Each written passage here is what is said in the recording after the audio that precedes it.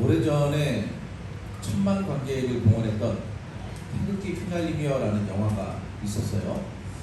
이 영화에는 동생을 위해서 살았던 형의 이야기가 등장합니다. 6.25 한국전쟁 당시 함께 징집된 동생을 집으로 무사히 돌려보내기 위해서, 어머니의 품으로 돌려보내기 위해서 그 목적만으로 살았던 형은 무궁훈장 받으면 너 동생 제대시켜주겠다 하는 말만 믿고 전쟁광이 되었습니다. 가장 치열한 전투 현장에는 자진해서 나섰고 어느 자리에서도 정말 괴물과 같은 모습으로 싸웠습니다. 사실 그런 모습을 동생은 증오했어요. 혐오했습니다. 그래도 형에게는 그런 것들은 중요하지 않았습니다. 동생을 살려서 집으로 돌려보내는 것이 형의 목적이었기 때문에 그래요. 그러다가 동생이 사고로 죽었다고 생각한 형은 자신의 동생의 죽음에 영향을 미쳤다라고 생각하는 이 국방군에게 증오를 품고 오히려 인민군의 선봉장이 되어서 정말 무서운 별명을 가지고 이 국방군을 벌벌 떨게 하는 진짜 전쟁과, 그때는 눈에 완전히 갔어요. 초점이 없을 정도로.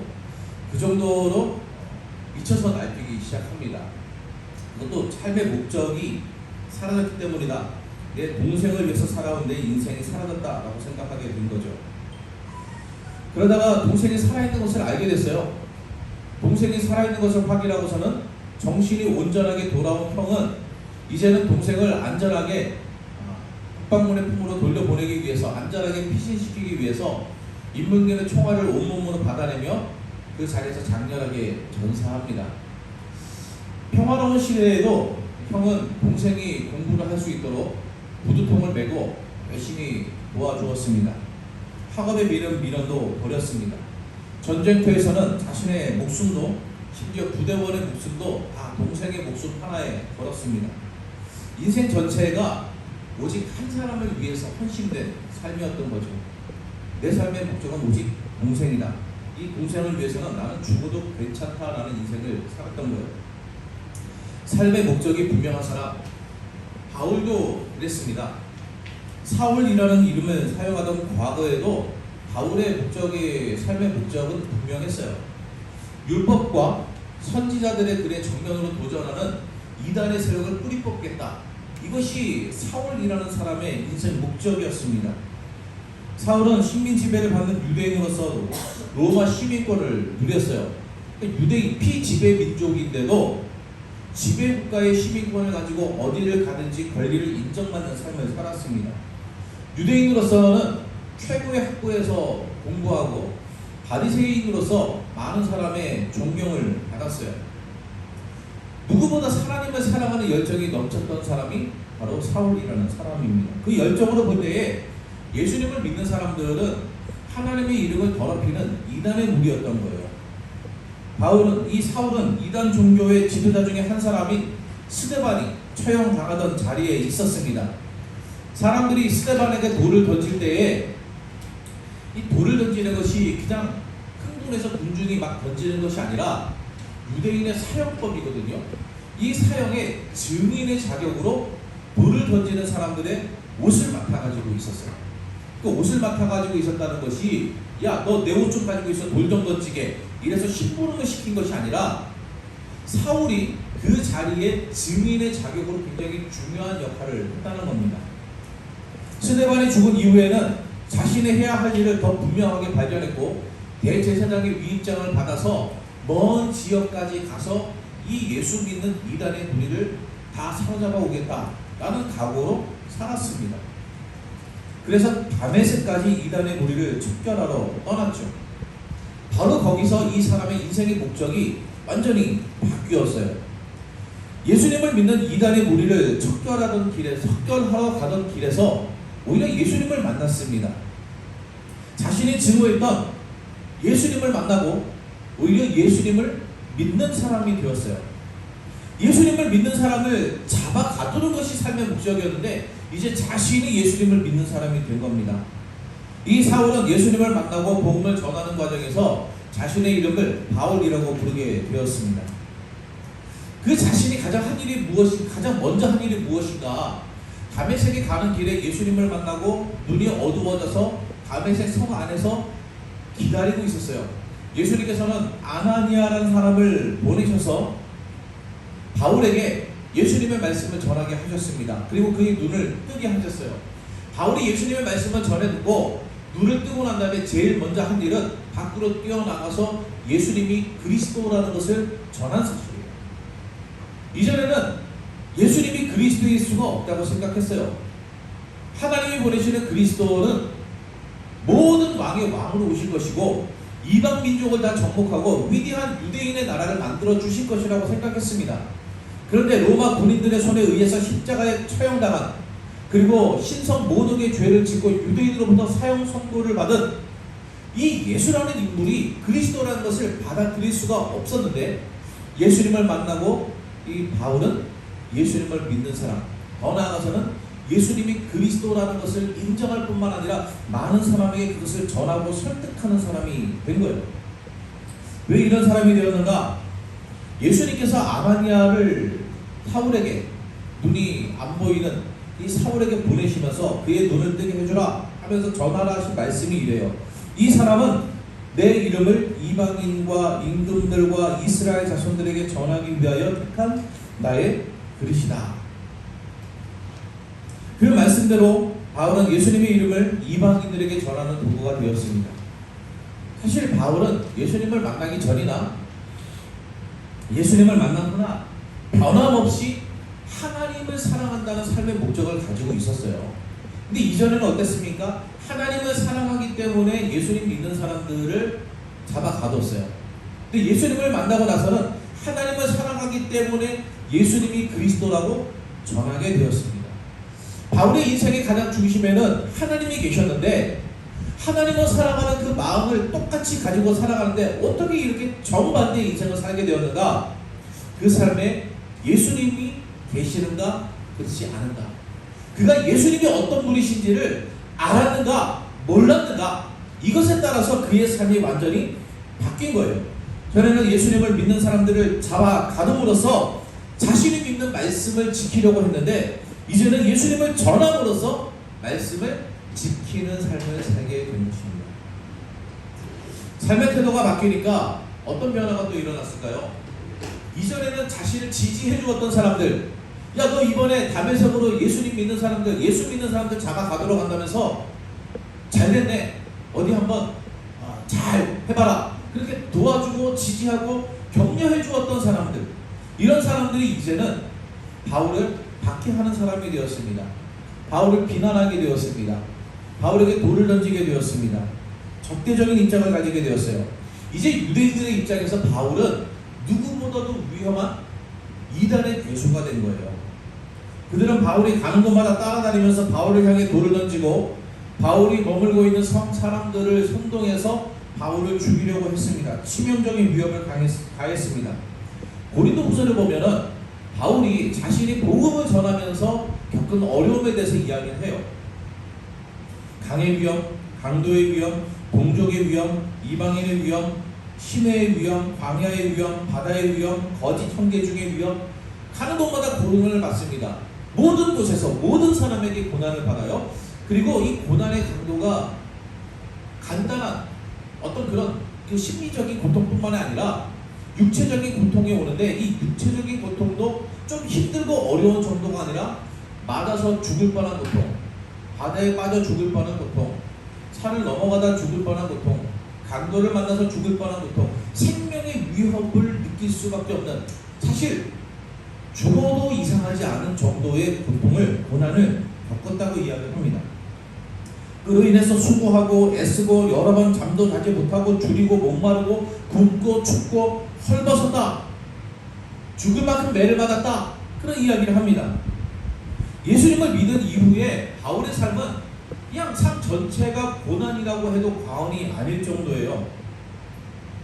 너무 달라지지 않았습니까? 이전에 바울의 삶에는 그런 고난이 없었습니다. 그는 존경받는 유대인이었고 많은 사람들 앞에 떵떵거리고 살았고 당당하게 살았습니다. 그러나 예수님을 믿은 후에는 그의 삶에 고난이 늘 따라다닌 거예요. 이런 고난, 예수님을 믿기 전에 바울이 예수님을 믿는 사람들에게 했던 일들입니다. 바울 때문에 사람들이 받았던 고난, 그 고난은 이제는 바울이 그대로 이어받아서 예수님을 만난 후에 바울은 그 고난을 자신의 삶에 채우게 된 거예요. 그 고난을 감수하며 바울은 예수님을 위해서 살았습니다. 우리가 읽은 본문에 보면은 바울은 세 번째 전도 여행을 마치고 예루살렘으로 가려는 계획을 세운 걸 볼 수 있습니다. 유럽에서 아시아로 건너온 바울은 아소, 미들레네, 기오, 사모를 거쳐서 밀레도라는 곳에 도착했어요. 이 밀레도에서 사람을 보내서 에베소에 있는 교회 장로들을 자신에게로 오라고 이야기합니다. 에베소까지 자신이 들러서 만날 수도 있지만 예루살렘에 더 빨리 가기 위해서 에베소의 장로들을 자신에게 오라고 이야기한 거예요. 밀레도에서 바울은 에베소 교회 장로들에게 자신이 지금까지 걸어온 길에 대해서 증언합니다. 내가 어떤 길을 걸었는지 당신들은 다 아십니다. 내가 어떻게 겸손하게 여러분들 섬겼는지, 어떤 고난을 감수하면서도 여러분을 섬겼는지 여러분은 다 아십니다. 그리고 나서 바울은 예루살렘으로 가겠다고 이야기해요. 그러면서 예루살렘에 갈 때에 무슨 일이 일어날지 알지는 못하지만 적어도 결박과 환난이 기다린다는 것만큼은 내가 알 수 있습니다. 이야기하는 거죠. 무슨 일이 일어날지 알지 못하는 것은 뭐 잘 될 수도 있고 잘 안 될 수도 있고 뭐 모르겠지만 이런 뜻이 아니에요. 거기 가면 결박과 환난이 있습니다. 내가 거기서 죽을지 안 죽을지는 모르겠다는 거예요. 무슨 일이 있을지 모르겠다는 것은 내가 예루살렘에서 죽을지 아니면 내가 꿈꾸는 대로 예루살렘을 통해 로마까지 가게 될 것인지 나는 잘 모르겠습니다. 내 꿈은 그렇지만 예루살렘에서 내가 죽을 수도 있습니다. 하는 이야기예요. 적어도 결박과 환난은 있다는 거죠. 그리고 24절에 보면 생명도 귀하게 여기지 않는다고 말합니다. 죽을 것을 각오했다는 이야기예요. 예루살렘에 가면 내가 죽을 수도 있지만 죽는다 하더라도 나는 예루살렘에 갈 수밖에 없습니다. 꼭 가야만 합니다. 그리고 가고 싶습니다. 이런 이야기죠. 왜 바울은 결박과 환난이 기다리고 있는 예루살렘으로 가려고 했을까요? 고난이 있는 바로 그런 곳에 일부러 뛰어드는, 어쩌면 불나방 같은 모습. 불에 뛰어들면 죽는다는 거 사실 나방은 모르고 뛰어들 거예요. 나방이 불에 뛰어들면 죽는다는 것을 알고 뛰어들지는 않을 겁니다. 근데 우리가 볼 때에는 불에 들어가면 죽는 게 뻔한데 불 속으로 나방이 들어가니까 그런 고통, 위험이 있는 것을 알면서도 뛰어드는 것을 불나방 같다 이야기를 하지 않습니까? 사실 바울은 진짜 알면서 그런 거예요. 나방하고는 다릅니다. 그곳에 가면 어떤 일이 있을지, 고난이 있다는 것을, 지금까지 겪었던 고난보다 더 큰 고난이 있다는 것을 알면서도 예루살렘으로 가겠다. 어떤 사람들은 극한의 고통 속에서 오히려 쾌감을 느끼는 사람들이 있다 그래요. 사실 사람은 즐거울 때만 그런 것이 아니라 고통을 느낄 때, 스트레스를 받을 때도 아드레날린이 분비되면서 약간의 어떤 그 쾌감 비슷한 것을 느낄 때가 있습니다. 그래서 위험한 스포츠를 즐기는 것도 그런 것의 일종이라고 할 수 있겠죠. 바울은 그런 위험을 즐기는 사람인가, 고통을 즐기는 사람인가? 아니란 말이죠. 바울은 사실 고난을 피하기를 노력했습니다. 여러 성을 다니면서 복음을 전할 때에 생명의 위협을 받으면 그 자리를 떠났어요. 도망치듯 떠나기도 했습니다. 데살로니가에 가서는 3주 만에 그곳을 떠났습니다. 그래서 얼마 복음을 전하지도 못하고 떠나온 것을 안타까워하면서 데살로니가 성도들에게 편지를 보내고 디모데를 보내서 데살로니가의 상황을 살펴보고 그랬던 바울이에요. 어떻게든 고난을 피해서 최대한 많은 사람에게 복음을 전하겠다. 이게 바울의 삶의 태도였습니다. 여기에 중요한 지점이 있는 거예요. 바울이 살았던 삶의 목적이 무엇인가? 그가 끊임없이 추구했던, 예수님을 만난 이후에 그의 삶의 목적이 되었던 것이 무엇인가? 한 사람이라도 더 많은 사람에게 내가 복음을 전하겠다 하는 거죠. 자신을 통해서 복음이 널리 전해지는 것, 이것이 바울의 인생의 목적이었습니다. 이 일을 위해서 때로 바울은 고난을 피했습니다. 도망치기도 했습니다. 때로 바울은 사람들과 싸웠습니다. 논쟁을 벌였어요. 사실 제가 이 동네에 있으면서 제가 이 아파트에 살고 있고 우리 교회가 여기 있지 않습니까? 제가 이 동네에서는 많이 조심하는 편입니다. 주차를 그지같이 해놓은 차를 봐도 혼자서 욕을 하지 절대 전화해서 욕을 하지 않습니다. 관리사무실에 가서 따지지도 않습니다. 관리사무소에서 제가 목사인 걸 알거든요. 몇 번 이렇게 선물 주러 들어간 적이 있어가지고 알아요. 이 서로 불미스러운 일을 만들면은 나중에 그분에게 전도를 하기가 굉장히 어렵잖아요. 바울은 최대한 많은 사람들과 좋게 지내려고 노력했던 사람이에요. 근데 복음을 위해서 때로는 논쟁도 불사했던 거예요. 아테네 같은 곳에서는 사람들과 격렬하게 논쟁을 벌였습니다. 복음을 반대하는 유대인들과도 목숨을 건 논쟁을 벌였습니다. 이렇게 했던 것이 무엇 때문입니까? 복음을 전하기 위해서였어요. 때로 바울은 기적이 일어나기를 기도했습니다. 말씀으로 복음이 전해지는 것이 분명했지만 바울은 그 말씀이 더 효과적으로 전해지게 하기 위해서 기적을 기도하기도 했습니다. 복음을 전하는 자신의 사명은 필요한 일이라는 그 확신 때문에 생명을 무릅쓰고 이 죽음을 각오하고 예루살렘으로 가기를 원했던 거예요. 바울은 자신의 모든 행동을 복음이라는 목적을 이루는 일에 사용했습니다. 심지어 죽음까지도 복음을 전하는 도구가 되기를 원했어요. 여러분, 우리는 일부러 어려운 길을 갈 필요는 없습니다. 가능하면 쉬운 길을 가는 것이 지혜로운 거예요. 고난을 일부러 선택할 필요는 없습니다. 어떤 분들은 순교는 위대한 것이다 라고 이야기를 하면서 이 순교의 길로 가야 된다고 생각을 하시는 분도 있더라고요. 순교는 가야만 하는 길이 아니라 가야만 하는 길을 갈 때에 따라올 수 있는 결과 중에 하나입니다.